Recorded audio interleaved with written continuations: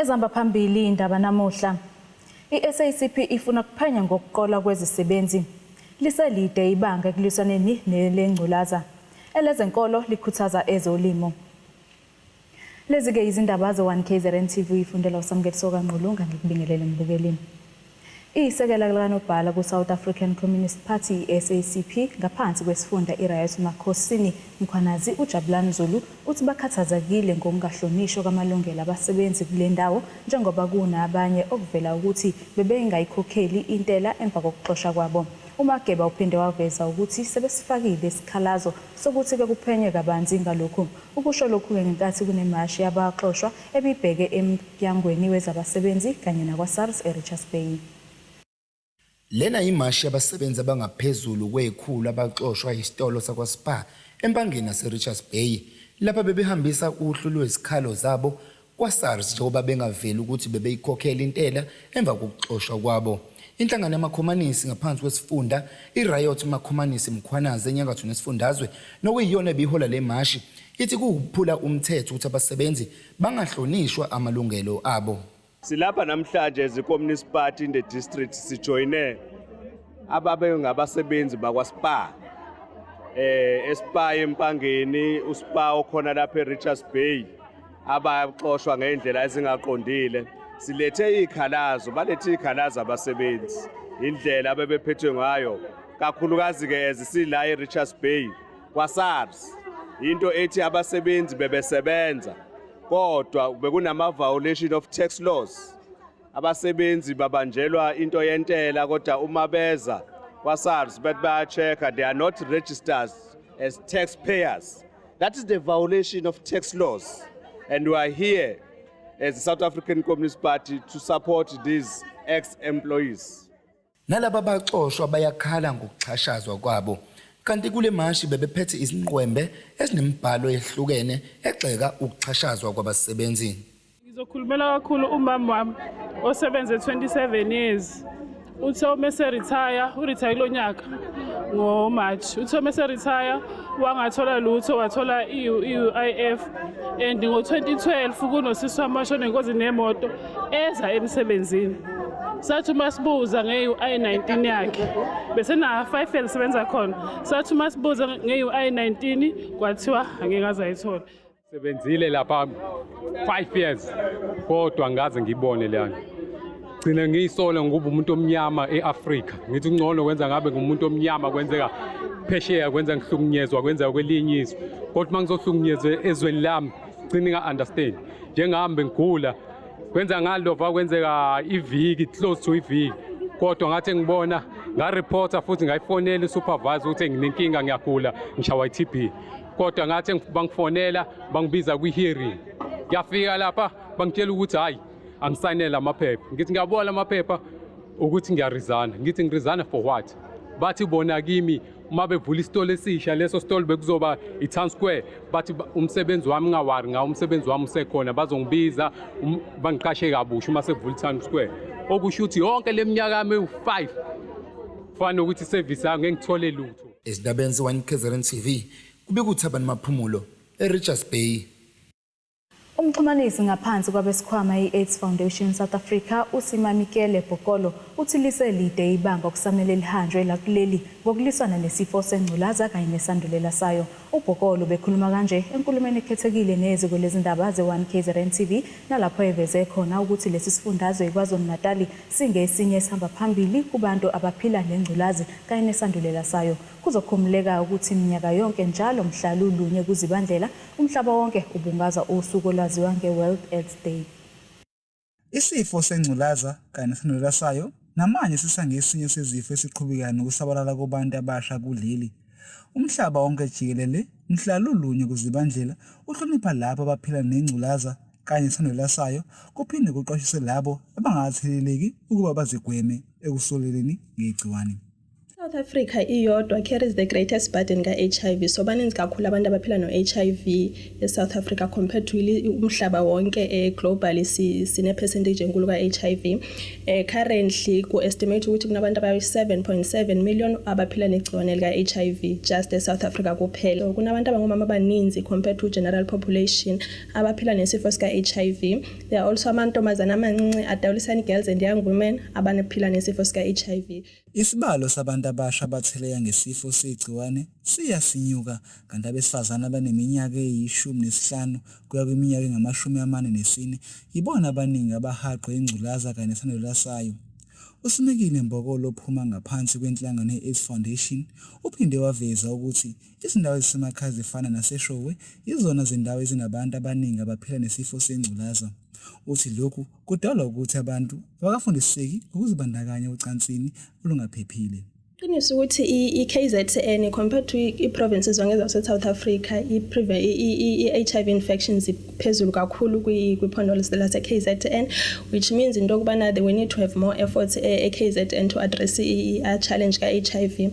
As AIDS Foundation sine-programs ka-prevention ezisabalele almost i-province yonke. Infections ezinkulu ziphakathi kwabantu abangomama namantombazana amancinci are-more affected nge-HIV compared to abafana. Kodwa all efforts zokulisana no-HIV should cover population wonke ukwenzela basikhuze ukusabalala ka-HIV emiphakathini yethu. Ezindabeni ze-1 TV kubika noBiso Dlamini, insizwa yaphansi eSwayimani eMgungundlovu. Umsunguli wekolishi lezenkolo iGood Shepherd College of Religion, Culture and Training uSolwazi GS Mhlongo uthi-ke kubalulekile ukuthi bengazishiyi ngaphandle ezolimo yize begxile kwezenkolo ngoba baziphilisa ngokusuka emhlabathini. uNjomane uphinde waveza ukuthi konke abakwenzayo bacabangela umphakathi ukuze ukwazi ukulima bese uziphilisa. Ukusho lokhu-ke ngenkathi ekhuluma nethimba lezindaba le-1 KZN TV kutheswa imiyezane abafundi eMbizo eMpangeni. Ikolishi lezenkolo iGood Shepherd benomcimbi okwethwesa imiyezane abafundi bala bebeqhubha izifundo ezahlukene. Umsunguli waleli ikolishi uthi nakuba befundisa ngenkolo kodwa baphinde bafundise nangezolimo ukuze abantu bakwazi ukuziphilisa ngokulima. Ngabheka futhi ukuthi uma siqala isikhungo sezenkolo asingayishiyi ngaphandle ezolimo iagriculture ngoba ngisho ezwini lenkosi kuyahambisana. uNkulunkulu medala umuntu wambeka ensimini wathi akayisebenze aziphilise ngayo, and siyakufundisa ke la esinye seyikili zethu ukulima. Siyafundisa ukulima, sinabaqeqeshi bezolimo aba-qualified. Omunye wabahlonishwe yileli ikolishi uThulani Trisekeni Kwanyana ongumelaphi wendabuko odumile udlulisa iziyalo entsheni uba ifunde ngoba imfundo iyisikhali sayo sempumelelo.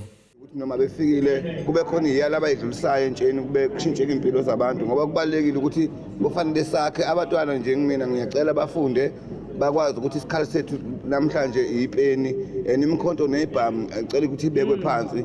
Ngijabula kakhulu nje na ukuthi namhlanje ngoba sihlangane kangaka nje lolu suku lukhulu kimi ngoba bekhona bonke oza kwethu siyajabula namhlanje ke ngithola nasi isitifiketi ke namhlanje ke sente sengidume ngayo sokugcilaza nje. Ngigcilaza inkinga, ngigcilaza indoda. Umfundisi obeyisimenyo uThomas Hadebe nobe ingxenye lomcimbi unxosa ukuba abantu bangaziphakamisi uma sebephumelele. Bengikhuluma ngodaba lokuthi kubalekile ukuthi uNkulunkulu ekuphakamisile. Okokuqala ungenzi abafowini bathandazele ukuwa kwakho. Impumelelo ayichazi ukuthi usungcono kunabanye abantu. Isimo sakho singangcono kodwa kukushintsha kwabanye abantu. Esidabeni ze-1 KZN TV ubekuthaba namaphumulo eMpangeni. Umhlelo womcimbi uThungulu Community Foundation Charity Drive uGary Vandaya uthi ukuhlela kwabo umjaho wezimoto ukuba yonke imali ezotholakala ikwazi ukulekelela izinhlangano ezisiza umphakathi kulesi sifunda. uVandaya uthi lokhu akuzulekelela nje kuphela lenhlangano kodwa kuzophinde kuqhuquzele ukuthi umnyango wezokuthutha esifundazweni KwaZulu-Natal ukwazi ukubakhela indawo lapho bezokwazi ukuthi baqhudelane khona nokuzonciphisa izingozi zomgwaqo. uVandaya ukusho lokhu engxoxweni ekhethekile nethimba lezindaba le-1 KZN TV kuqhubeka isidlo sakusihlwa eMfolozi Casino eMpangeni enyakatho neLikamthaniya. Kungokuqala ngqa isifunda saseKing Cetshwayo sibe nomjaho wezimoto emgaqweni. Lo mjaho ke uthatha ibanga eliyikilometer ubude. Lokhu ke kwenzeke ngenhloso ukuthi imali ezotholakala ngalomjaho iye kwi-Uthungulu Community Foundation ngenhloso ukuthi kuxhaseke izinhlangano ezisiza umphakathi. Umhleli wale charity run uGary van der Merwe uthi lokhu ke akuzugcina nje ngokusiza lenhlangano kepha kuzovula namehlo kwabaphethe eminyangweni wezokuthutha ukuba nabo bafake isandla bakelekelele ngesikhungo esifanele lapho kuzoqhutshwa khona lo mdlalo wezimoto. It's a supercar charity event based upon the Tungulu Community Foundation. The funds that we raise at this event will be donated to the UCF for short. They have many projects and I'm sure the guys from the UCF will give you more information regarding that. The road safety problems that we have right now and hence the motorsport and the supercar theme, what we accomplished today was we had supercars that entered. We had 45 paid entries, supercars from Ferraris to Lamborghinis to McLarens to GTRs, BMWs and amongst others. We did a 1 kilometer top end speed testing run on one of the roads. It was done very safely. So this message is basically to the MEC of the Department of Transport to try and assist us to provide us with a piece of land so that we could do these activities in a safe environment. Right now, what's happening on the roads is illegal racing, which creates a lot of safety problems on the road, which creates a lot of accidents, and we're hoping that the MEC will be part of a legacy for years to come to provide us as Zululand and KZN to basically have a venue because we are the only province in the country that doesn't have one. Also, besides the racing activities, I suppose we all get frustrated when you see a learner driver in front of you and you need to overtake him at the stop street. So this venue will also be used for driving schools to teach their students how to drive. And yes, so I think basically incorporated with the supercars and the charity and the funds raised and the donations, that is one of our achievements. Uthungulu Community Foundation lulamukele ngezandla zombili lolu hlelo nabathi ke izimali ezotholakala kulo sizokwazi ukuthi sisize nakwezinye izinhlangano zomphakathi ezingaphansi kwe-UCF. We are very excited about the UCF Charity Drive. Firstly, I'd like to thank the local organizations from King Cetshwayo district for the support that we have received as a foundation. We did not expect to receive so much support, so we would like to appreciate support that we have received. This is the first charity drive, and we are looking forward to a partnership that is going to grow, and possibly with support that we are going to get as a community foundation, we can be able to go out to the communities and continue to change the quality of lives within our region. Lezi ke izindaba ze1 KZN TV, mina ngengosamkeliswe Ngqulunga, mbika ngisempangeni. Bukelike ke ake sibheke engosini yezomnotho.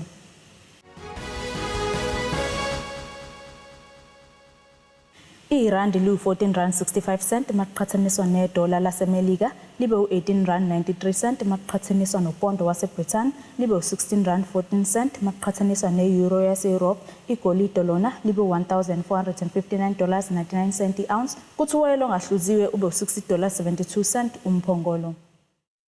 Mbukelike ke sibheke engosini yezemidlalo. Kasifinyelelanga emaphethelweni izingxoxo ngenkontileka yomqeqeshi Bafana uMolefi Ntseki emhlanganweni obuphakathi kwakhe nenhlangano esingethe ibhola kuleli ISAFA.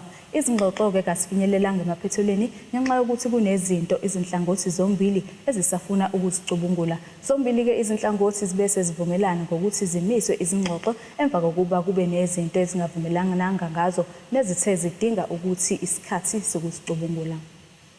Mbukelike ke sibheke isimo sezulu singalindeleka usukwini lakusasa.